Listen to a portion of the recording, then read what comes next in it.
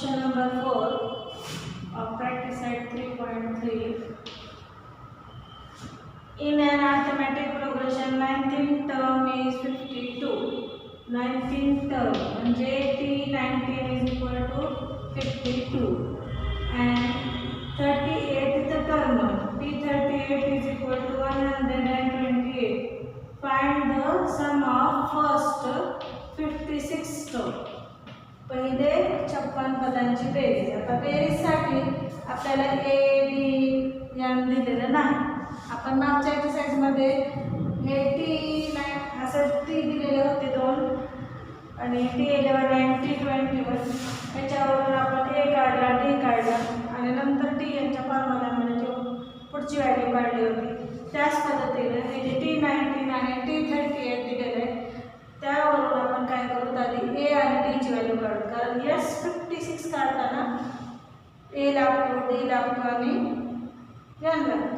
बघूत आपण काय करू. T19 दिलेलं आहे टी एनच्या फॉर्म्युल्यामध्ये ठेवून Tn is equal to a plus n minus 1 into T.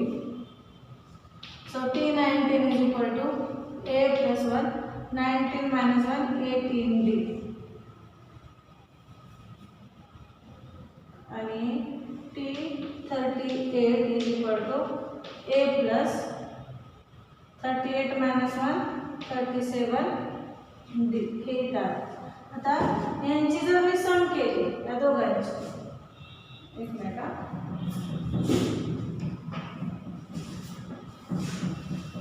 T19 ची व्हॅल्यू दिलेली आहे 52 is equal to a plus 18d. याला इक्वेशन फर्स्ट देऊ. असंच आपण इक्वेशन तयार करू T38 ए प्लस 38 मधून 1 गेले 37d. मग T38 ची व्हॅल्यू दिलेली 128 is equal to a plus 37d. आता मला काय करायचं आहे S56 काढायचं. थोडंसं मी पुढचा भाग आधी करून दाखवतो. S56 काढायचं. आपल्याला एस एनचा formula n/2 in bracket 2a plus n minus 1 into b. आता S56 मध्ये काय होणार आहे म्हणजे 56 डिवायडेड बाय 2 यांची किंमत ठेवली 2a ला 2a plus 56 minus 1 into d. हे मला ऑब्झर्वेशन केल्यानंतर लक्षात आलं. तुम्ही सुद्धा संख्या बघून कारण हे 18 आणि 37 ची बेरीज इथे 55 आणि S56 मध्ये आपल्याला 55d येते आणि a प्लस a 2a म्हणजे ह्याची व्हॅल्यू आपल्याला डायरेक्ट मिळणार.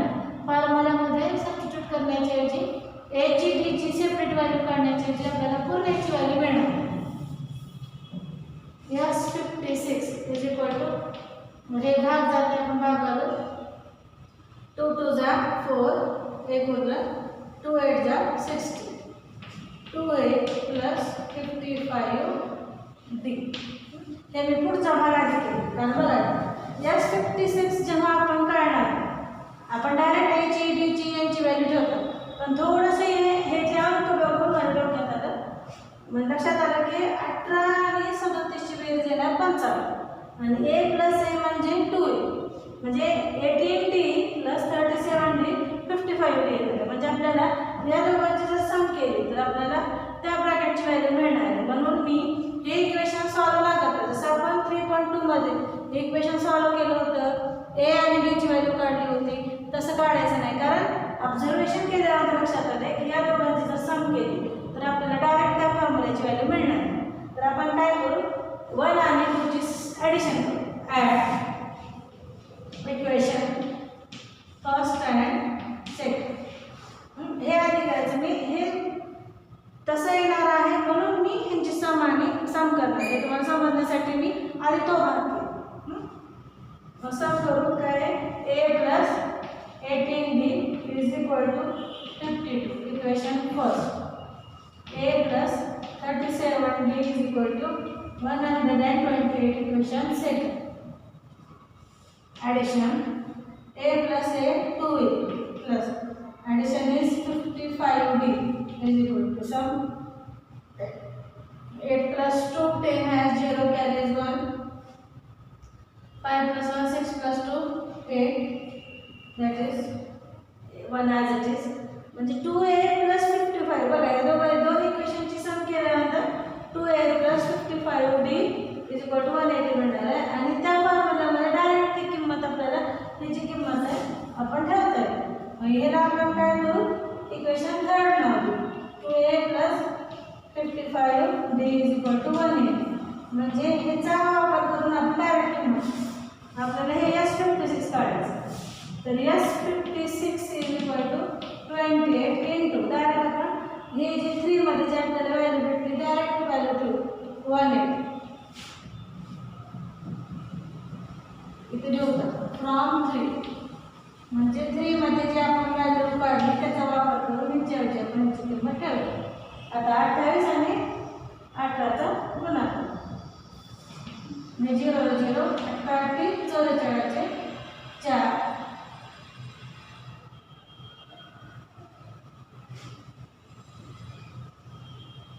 18 44 4 14 18 दुनी 36 36 आणि 14 36 40 50 म्हणजे 5040 S56 ची व्हॅल्यू आली 5040. इथं आपण A D असं सेपरेट न काढता ऑब्झर्वेशन केल्यानंतर लक्षात आलं या दोन इक्वेशनची सम जी येणार आहे तेच आपल्या S56 मध्ये येणार म्हणून आपण A आणि D ची व्हॅल्यू सेपरेट काढली नाही. जसं की आपण 3.2 मध्ये सेपरेट काढली होती इथं काढली नाही कारण आपल्याला डायरेक्ट 2a + 55d ची व्हॅल्यू तिथं ठेवता येणार आहे म्हणून आपण असंच काढलं आणि ही किंमत त्याच्यामध्ये ठेवली. अशा पद्धतीने आपण S56 काही गणितांना थोडंसं ऑब्झर्वेशन करून आपल्या मर्जीनुसार आपण थोडासा बदल करावा. देन क्वेश्चन नंबर 5 ॲक्टिव्हिटी दिलेली आहे. Complete the following activity. Find the sum of natural number from 1 to 140. Sum of natural number which is divisible by 4. आता या पद्धतीचा गणित आपण सोडवलेला आहे. हे ॲक्टिव्हिटी टाईपचा गणित तुम्ही सोडवा म्हणजे 1 to 140 पर्यंतचे नॅचरल नंबर डिव्हिजिबल बाय 4. तर 4च्या पटीने संख्या घ्यायचे 1 ते 140 पर्यंत.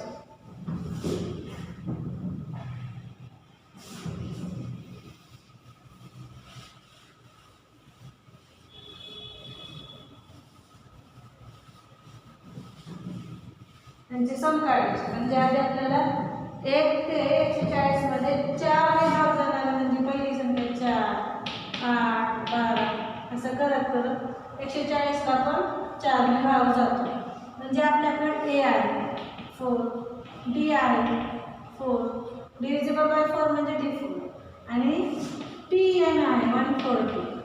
इथं N काढायचं आणि N काढून जे N येईल ते SN काढायचं यांची किंमत जे की आपण मागं आताच क्वेश्चन नंबर 3 जे सोडवलं त्यासारखाच आपल्याला क्वेश्चन नंबर 5 सोडवायचं आहे. ॲक्टिव्हिटी टाईप आहे ते तुम्ही स्वतः सोडवायचं. देन क्वेश्चन नंबर 6 घेऊ आपण.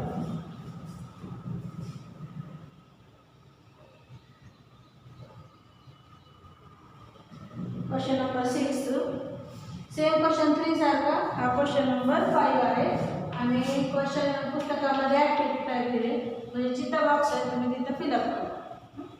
आधी पूर्ण सोडवा त्या पद्धतीनं आणि मग बॉक्स टाईप तिथं जिथं बॉक्स दिले तिथं बॉक्स करायचं. देन क्वेश्चन नंबर 6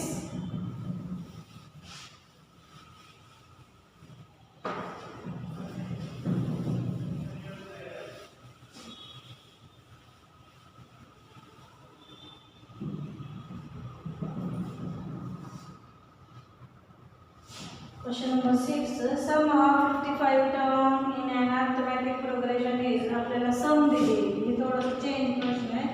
55 पदांची बेरीज दिली 300 3000 and 300 आणि फाइंड T28. आता जे आपण क्वेश्चन नंबर 4 सोडवलं त्याच्यासारखं सेम आहे थोडंसं म्हणजे व्हॅल्यू सबस्टिट्यूट करायचं नाही डायरेक्टली आणि डी व्हॅल्यू काढायची नाही. आता इकडे S55 दिले आणि T28 काढायचं. आधी S यांच्या फॉर्म्युलामध्ये आपल्याकडे A नाही D नाही ए आणि डीच्या स्वरूपात एस एन काढू आणि इथं परत ए आणि d s n is equal to n by 2 in bracket 2a plus n minus 1 into d. सर्वात आधी फॉर्म्युला लिहूनच व्हॅल्यू सबस्टिट्यूट करायची. एस 55 यांची व्हॅल्यू 55 बाय 2. फक्त यांची व्हॅल्यू दिलेली आहे. याची एस 55 ची व्हॅल्यू ए आणि डीच्या स्वरूपात आणायची. कारण ए आणि डी दिल्यानंतर काहीच दिलं नाही जे की आपण ए आणि डी काढू शकतो. यांची व्हॅल्यू आहे 55 मायनस 1 इंटू डी. एस 55 ची व्हॅल्यू दिलेली आहे 3300. ह्याची आहे 55 बाय 2 इकडे येऊन 2 by 55 is equal to 2a plus 54 55 नंतर 54d. कटअप असेल तर कटू 11 3 ला आणि 11 5 300 into 2 divided by 5 is equal to 2 आणि 54 ला 2 ने भाग जातो म्हणून आपण 2 कॉमन काढू. 2 कॉमन काढणे म्हणजे 2 ने भाग. 2 1 जा 2 इक्वल ला 8 प्लस 2 2 जा 4 इक्वल ला 2 7 जा 40 डी. म्हणजे 2 कॉमन काढणे म्हणजे 2 ने भाग घालून आलेला भाग कारण 2 ला आणि 54 ला 2 ने भाग जाते. हे लक्षात आल्यामुळे आपण 2 कॉमन काढले. कॉमन काढणे म्हणजे इथे कॉमन काढायचं आणि त्याला भाग घालून ब्रॅकेटमध्ये भाग काढायचा. 2 1 जा 2 म्हणजे ए आला आणि 2 चा 54 चा भाग करा 27d. मी असं का केलं कारण ए आणि डीची व्हॅल्यू दिलेली नाही आपल्याला. मग आपण ए आणि डीला जेवढं छोटं होईल तेवढं छोटं करण्यासाठी 2 ने भाग जाते. लक्षात आल्यामुळे आपण केले. आता ह्याला भाग घालू 5 1 जा 5 6 जा 30 आणि हे जे गुणाकार 2 आहे इकडे परत भाग करू 60 into 2 डिवायडेड बाय हे गुणाकार 2 जे आपण इथे कॉमन काढू. असंच ठेवून कॅल्क्युलेशन करता येते पण आपण काय केले कॉमन काढू कारण a प्लस 27d म्हणजे एची व्हॅल्यू आणि डीची सेपरेट व्हॅल्यू माहीत नाही म्हणून आपण एकत्र किंमत काढायची. त्यासाठी हे कॉमन निघते. ही संख्या छोटी होते म्हणून आपण 2 ने भाग केला. मग 2 ने भाग घालून 2 कॉमन काढले आणि जे भागात कंसामध्ये गेले. आता हे जे गुणाकारातले 2 इकडे आणायचे म्हणजे भाग करायचा. हे कटले 5 वर जाईल तर आता काहीच नाही एक आहे. मग हे गुणाकारातले 2 इकडे भाग करा 2 is equal to a plus 27d आहे. 2 2 cancel 60 is equal to a plus 27d. आता आपल्याकडे a प्लस 27d ची व्हॅल्यू आहे.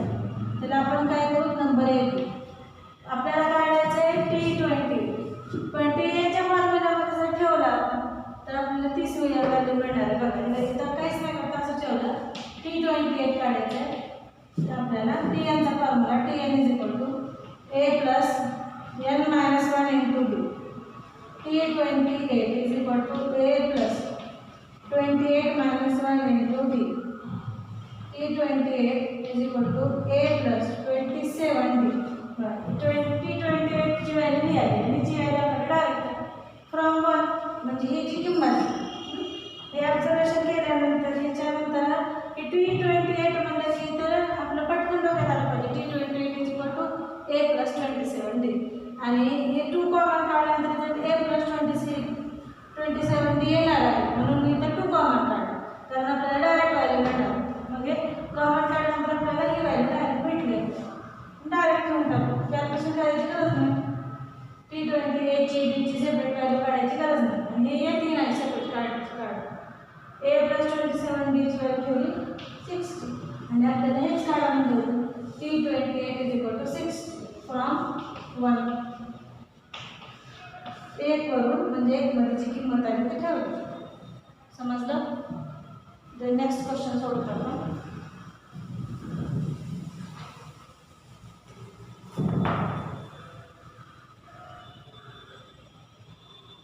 आतापर्यंत जे गणित होतं ते समच्या फॉर्म्युल्यावर डिपेंड होतं.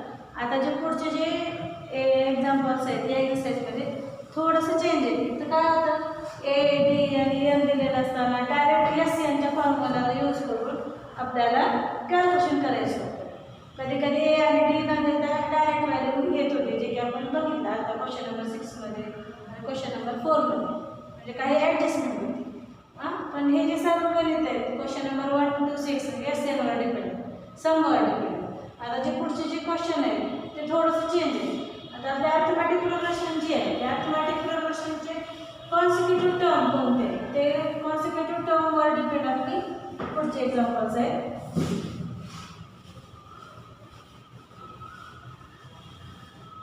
आता ही सिक्वेन्स बघून आपण नॅचरल इवन नॅचरल नंबरची 2 4 3 6. आता हे जे आहेत आपले कॉन्सिक्युटिव्ह टर्म लगतचे पद. मग हे पहिल्याला ए जर घेतलं तर दुसरा येणार ए प्लस डी, तिसरा येणार डी म्हणजे 2 8 ए प्लस 2 4 ए प्लस 2डी म्हणजे डीची दुप्पट केली म्हणजे ए प्लस 2 इंटू डीची व्हॅल्यू 2 म्हणजे ए प्लस 4 म्हणजेच ए 2 2 प्लस 4 6 म्हणजे ए प्लस 2डी. पुढचं जर काढायचं म्हटलं तर ए प्लस 3डी. हे कॉन्सिक्युटिव्ह टर्म म्हणजे कोणती जरी अर्थमॅटिक प्रोग्रेशन असेल तर आपले जनरल फॉर्म हेच असेल. पहिला टर्म ए, दुसरा टर्म ए प्लस डी, तिसरा टर्म ए प्लस 2डी, चौथा टर्म ए प्लस 3डी. Consecutive term. तर आपले जे पुढचे जे एक्झाम्पल आहे यामध्ये कॉन्सिक्युटिव्ह टर्म कन्सिडर करायचे.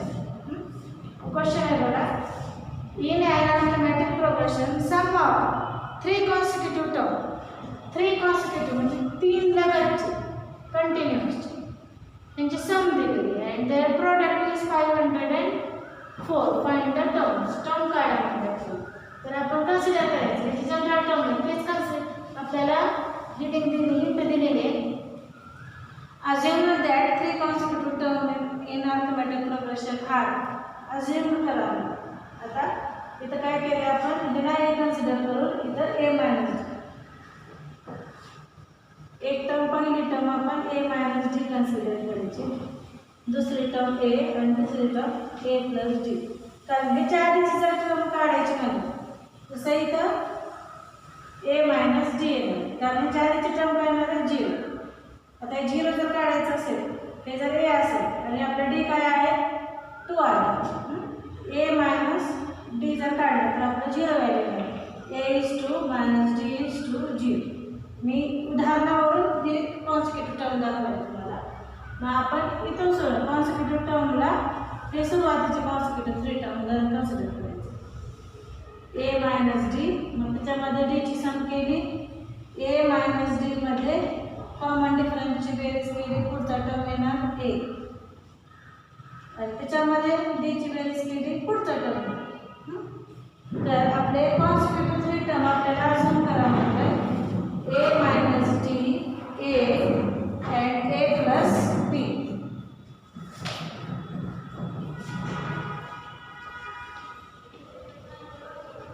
assume that 3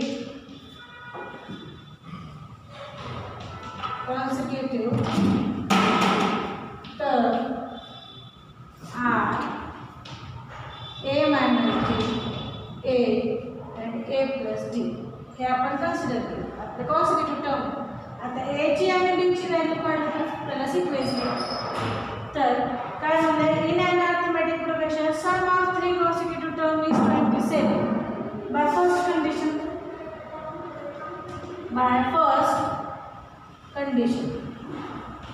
काय येणार आहे sum of consecutive 3 term A minus D plus A plus D यांची सम किती आहे म्हणजे 27.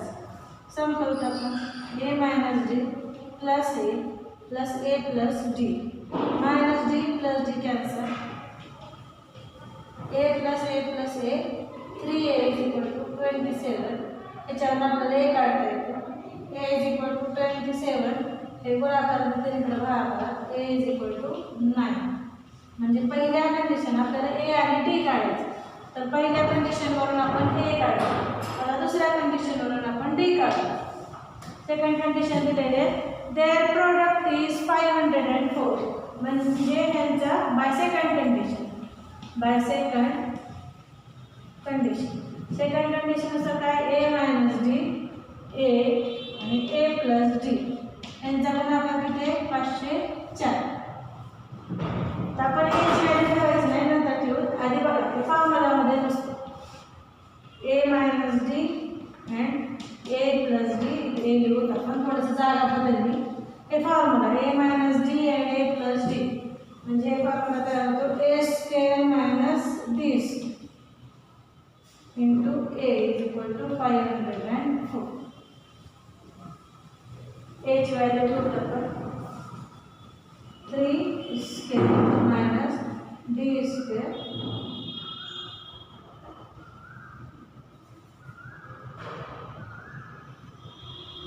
Into 3 is equal to 504. आधी हे तीन इकडे आणतात 10 3चा वर्ग 9 minus D square is equal to 504 divided by 3. 9 minus D square is equal to 3 इकडे 3 2 उरले 3 सम 18 2 उरले 24 3 8 24. आता डी स्क्वेअर काढायचा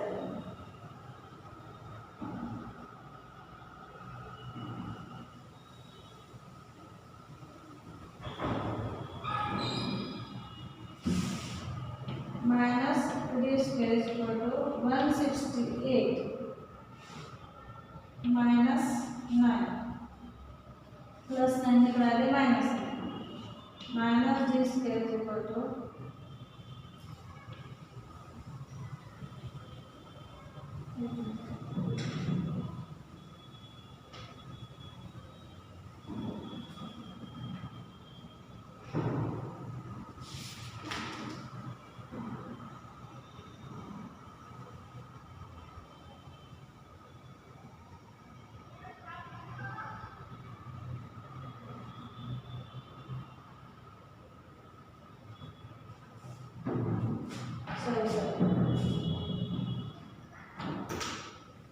एची व्हॅल्यू इथं चुकून आपण चुकली. एची व्हॅल्यू इथं 9 आहे 9 असते. एची व्हॅल्यू 9 आपला आन्सर चुकले. 9 square is 81 minus D square is equal to 504 divided by 9.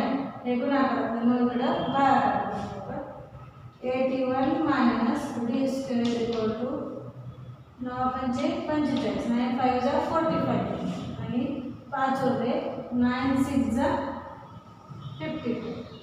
D square काढतो आपण. हे 56 इकडे आणून डी काढायचे. डी निगेटिव्ह आहे इकडे गेल्यानंतर positive. 81 minus 56 is equal to D square. 81 minus 56 11 मधून 6 गेले 5 7 मधून 5 गेले 2 is equal to D square root D is equal to plus minus 5. डीची व्हॅल्यू आली कारण स्क्वेअर रूट काढताना पॉझिटिव्ह आणि निगेटिव्ह. इथे एची व्हॅल्यू काढली आपण ए इज इक्वल टू 9 आणि डी इज इक्वल टू 5. आपल्याला कॉन्सिक्युटिव्ह 3 टर्म काढायचे पण आता सेपरेट प्रत्येकाची व्हॅल्यू काढायची जे की आपण कन्सिडर केली. यामध्ये ए आणि डी ठेवायचं.